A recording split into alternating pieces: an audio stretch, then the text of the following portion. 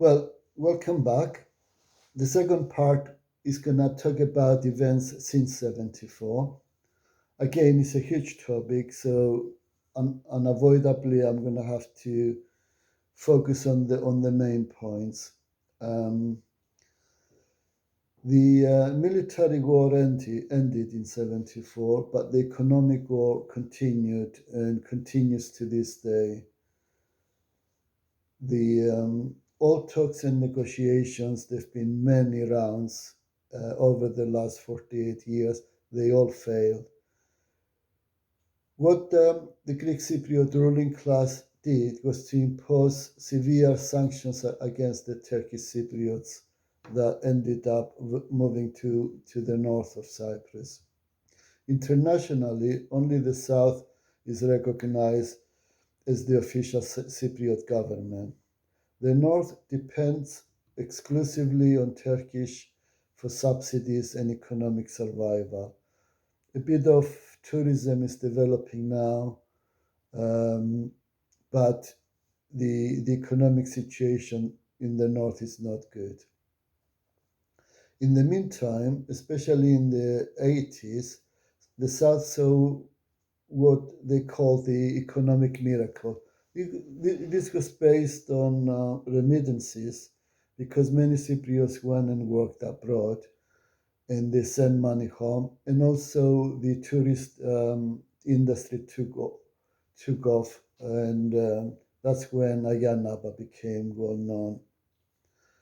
Um, the workers going to work abroad, there was a lot in the UK, but a lot went to the Middle East. Greek Cypriot construction companies had big contracts there. They could work with the Trade Union Federation, BO, and agreed that workers would have absolute no right. If anybody tried to complain, anybody tried to form a union with the Trade Union Federation, they were sent home and they were sacked immediately. Um, in a major event was 1983 that the North declared UDI, declared itself independent. The main justification, Dekhtash was the leader then, in one interview he said, whenever we negotiated with the Greek Cypriots, they said, we, the government, you're just a community leader. So we were left with no, after the frustration of a few years experience, said, fine, we're going to be a state and we're going to be meeting you as president, talking to a president. Now, all these rounds of negotiations, following the news, one would notice a cycle which with three stages. The first stage would be various international bodies trying to get the two sides to meet, and they'll agree on the terms of what they were going to talk about and so on. Then the negotiations will start. This would be phase two, and the news would report that as the most crucial phase of the Cyprus problem. And then phase three would be talks fail because of Turkish intransigence. And then after a year, you have another cycle of talks, the three stages, and again. It's been nearly 50 years of this. Um, Now, one positive outcome was in 2003 when the checkpoints opened up and people could move from the south to the north and vice versa. And it's important to spend a bit of time talking about that because it was something that came about due to fighting from below. Working class Turkish Cypriot took to the streets in their thousands because of the economic crisis, and they gave the message to Denktash, you either give us reforms or we're going to give you revolution. Um, and that's how the checkpoints opened. The response from people was amazing. Thousands queued up to go and visit their old homes. Politicians absolutely hated this development because for the first time, ordinary people were able to talk to each other and break through the lies and propaganda they were told. So the propaganda from the media and the politicians was, oh, you shouldn't cross over because why should you have to show your passport in your own country? The other thing is, oh, the only people who go to the north are those who goes to visit casinos and prostitutes. And the third was the money you spend there, they're gonna buy bullets with your name on them. So they were desperate trying to stop people, but they failed initially at first because ordinary people reacted very differently. They welcome each other. So the owners of the new owners will welcome the old owners and they will cook for them. They would usually go weekends, so they will prepare a meal and they will wait for the old owners. They'll have a feast and they talk about things in the past and exchange experiences.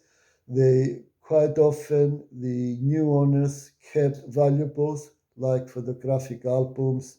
They found even jewelry and they turned them to the old owners and so on and so forth. Um, the year after 2004, Cyprus was due to join the EU, and that's when the Annan plan came. It was Annan, the UN General Secretary, with negotiations, came up with a plan. It was put to a referendum to reunify Cyprus, and it was meant to be the solution. However, while 65% of the Turkish Cypriots voted for and approved it, 76% of Greek Cypriots rejected it. And it was a high turnout, nearly 90% of people voted that referendum. And the reason why is a big question, has been debated. So the one explanation is that it was fairly vague about the terms and conditions, very specific about the British bases, the role of the Americans, the Greeks, and the Turks, and other international bodies, but vague about, and they spelled it out that that was their intention, to be intentionally vague about certain things. Now, the Greek Cypriots, being well off, they rejected it. The Turkish Cypriots, being economically in trouble, they voted. One way is to say it's about two people by the sea. One is drowning, the other is sailing in a luxury boat and sipping champagne.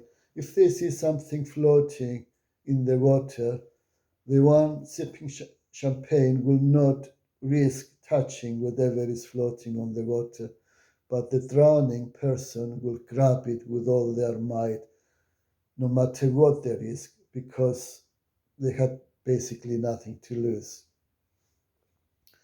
So, moving on very quickly, because time is a bit short. The last talks, Gran Montana, they failed, even though everything was more or less agreed. The last minute, Anastasiadis, the Greek Cypriot president, packed up his bags and left. And we're still discussing, people are debating why he did it. One reason is the fact that they found natural gas in the South Sea of Cyprus, between Cyprus and Egypt and Israel. And when he returned to Cyprus, he started talking about two-state solution. So, and one argument is that a solution like that will mean that all the resources and income from natural gas would go to, well, putting it bluntly, Greek Cypriot corrupt politicians and some international oil companies, of course. Um, Soon after, Tatar, the Turkish Cypriot leader, right winger, also started talking of two-state solution, which suited them, suits the nationalist narrative in the north. And so Anastasiadis took a step back, presumably on the basis that if that ended up being the case, he would say, it's not my fault, it's them who demanded it.